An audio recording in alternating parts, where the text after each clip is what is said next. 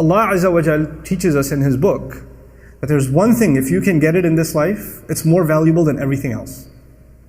Everything else will be okay if you have this one thing. And that one thing is a closeness to Allah, is being good with Allah, and truly developing a connection and a bond with Him. The problem with people is when life is good and only good, for a lot of people, they get distracted. You go from a video game, to a movie, to checking social media status, to hanging out with friends, to a restaurant, to sleep. Allah is out of the picture. There's no Allah left. It's just you chilling. That's all there is. And then times get tough. And the friends aren't there. And the game doesn't feel good anymore. And the car doesn't look good anymore because the health is gone. When the health is gone, none of those things mean anything anymore. All you care about is, I just want to be out of this hospital bed. If I could just walk again, that'd be fine. People are bringing you your favorite food, you don't want to eat it. People want to show you a movie, you don't want to watch it. All these things that you lived for, everything that you went from A to B to C to D, all these things are gone. You don't care about none of them. Because this one blessing, Allah Azza wa Jal diminished for you a little bit. And then at that point, you have two options. If you are of these people that are on the cliff, on the edge, you can start complaining to Allah, why did He do this to me? He just didn't like that I was so happy? Or you could earn the greatest treasure you and I can ever earn. And that is a humility and a closeness to Allah.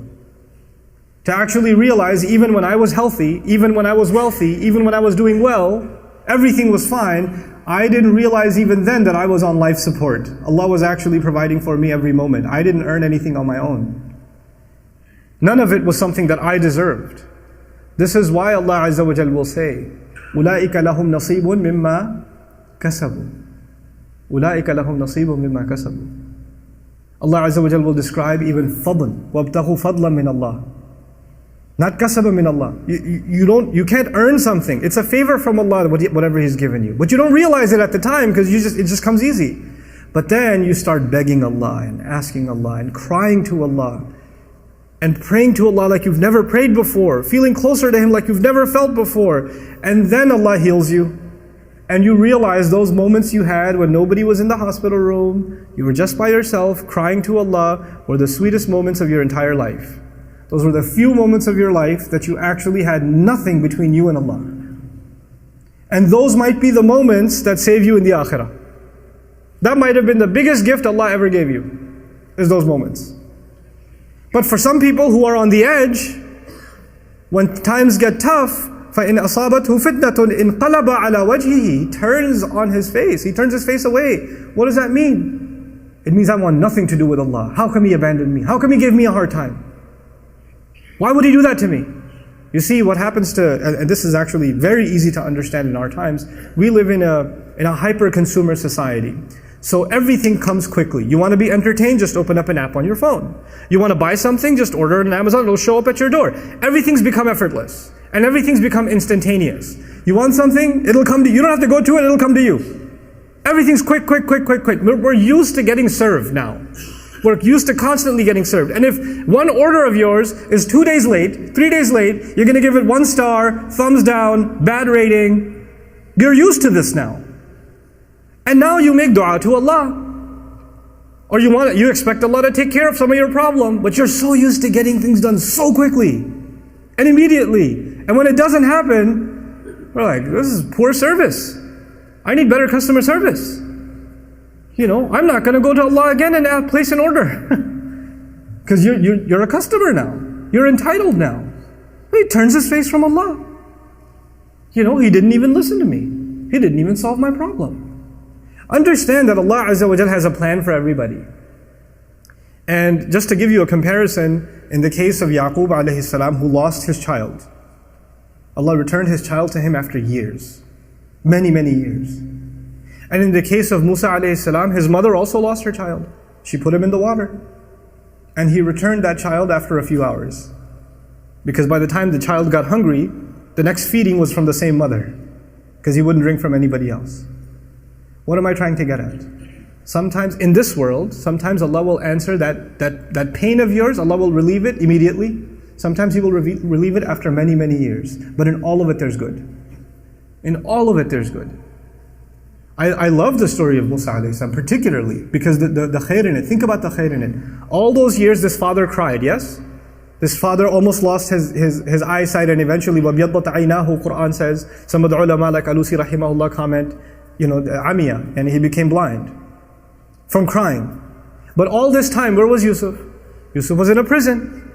Yusuf is being held in, he was a child servant. When he got older enough, he got thrown into prison. He spent many of his years in jail. So either he served as a servant, or he served as a prisoner inmate in jail. Not a good life. That's not a good life. But at the end of it all, when he interprets a dream of the king, and that dream means that entire economy is going to collapse in 7 years, and people are going to die of starvation, the only one who knows how to handle that crisis was Yusuf. Had he not been in jail, he would have never helped the king. You understand this? If Yusuf was with his father the whole time, alayhi salam, that never would have happened. But now that Yusuf is there to interpret the dream and says, Inni hafidhun, I am the one who can take care of this responsibility. Make me the treasury secretary. Give me this responsibility. When he does that, and he takes care of it, what happens next? What happens next is thousands, if not hundreds of thousands of parents don't have to cry that their children died of starvation. One father cried for several years, but his tears, Allah made them a way of saving thousands of families from crying. Because if he didn't save that economy, and he didn't save that crop, the entire land would have been in drought, and people would have died of starvation, and war would have happened, all kinds of crises would have happened. Sometimes the difficulty you go through isn't just better for you. Maybe through your difficulty, you will become a sadaqah jariyah for so many others. You don't even know. You don't know. But if you're on the edge, you don't have that kind of trust in Allah. So you turn your back to Allah. انقلب على وجهه. And then Allah says, خَسِرَ الدُّنْيَا وَالْآخِرَةِ. This is what I want to leave you with. When people do that, they have lost this world and the next. What does that mean? This person lost this world and the next. If you can hold on, look, وَلَقَدْ خَلَقْنَا الْإِنسَانَ فِي كَبَدٍ. Human beings were made in toil and labor and difficulty. Whether you believe in Allah or not, you will still have challenges in life, yes or no? Whether you believe in Allah or not, it's still going to be tough to make a living. It's still going to be tough to battle a sickness, This life, it's not like for believers, they get luxury and disbelievers get difficulty. No, Allah made all human beings in struggle. That's what He said. If you could go through this struggle with Iman, then you will have the best of this life. And while you are making the best of this life, you'll be making the best of the next life too. You'll get a kind of peace nobody else enjoys. You're sick and the disbeliever is sick. But in your sickness, you still find peace and they find no peace. You're in financial trouble, they're in financial trouble. Exactly the same kind of trouble, exactly the same kind of hunger, but your heart is still at ease. Allah is still giving you tranquility. Allah is still rewarding you. Allah is still protecting you, and they're miserable. You made this life worse for yourself too. And on top of that, you missed out on the next life. خَسِرَ الدُّنْيَا وَالْآخِرَةِ. This is why we ask Allah, رَبَّنَا آتِنَا فِي الدُّنْيَا حَسَنَةً. The qualification of hasana means, when you ask Allah for good things in this life, it means good on the outside and good on the inside. Good as in beautiful, tasty, enjoyable from the outside. And good for my next life. Actually good for me in the long run. Building my akhirah at the same time. This is رَبَّنَا آتِنَا فِي الدُّنْيَا حَسَنَةً. And therefore, وَفِي الْآخِرَةِ حَسَنَةً. And as a result, good in the next life. Something that's beautiful and good on the inside as well. So Allah Azza wa Jalla says He lost this world and the next. ذَلِكَ هُوَ الْخُسْرَانُ الْمُبِينُ. That is the ultimate loss. The Quran uses 3 words for loss. Allah Azza wa Jalla uses khusr. إِنَّ الْإِنسَانَ لَفِي خُسْرٍ. He uses khasaran and He uses khusran. And khusran is a masdar, sighatul mubalagha, the worst kind of loss. The worst imaginable loss. Of all the kinds of loss Allah talks about, the worst of all losses is this one. Somebody who was actually a believer and lost their faith when times got tough.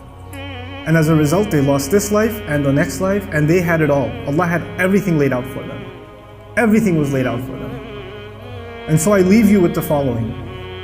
Allah Azza wa Jalla will describe الَّذِينَ يَرِثُونَ الْفِرْدَوْسِ. About believers, He says they will inherit paradise.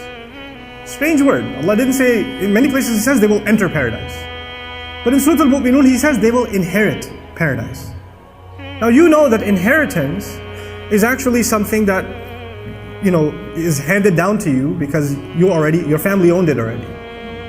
And that's actually how the Prophet ﷺ described it. Allah Azza wa Jal, literally, there's two explanations of it. Jannah was actually given to our father, Adam alayhi salam. And so already we're qualified for it. Already. So we're going to get it in mirath. We're going to inherit it. But another beautiful hadith that I read when I was studying the meaning of viratha and actually studying Firdaus, incredible statement of the Prophet ﷺ. He says, Allah Azza wa Jal made a house in Jannah, in Firdaus. Firdaus is the highest Jannah. Allah made a house in Firdaus for every human being. Not just every believer, every human being. But some people just didn't want to go. So when believers get there, there's going to be a lot of empty homes. And so they're going to inherit those homes. May Allah Azza wa Jal make us of those who inherit homes in Jannah, and not those whose homes remain empty. The house Allah has built for you and the house Allah has built for me is already there. The expectation from Allah for you to enter the highest place in Jannah is already there. Don't mess it up. Don't fall off the edge. Don't lose your faith in Allah. Just think of these tough times as just Allah wanting to see what price you're willing to pay for that house. May Allah Azza wa Jal help us through our difficulties and never allow us ever to lose our faith in Him.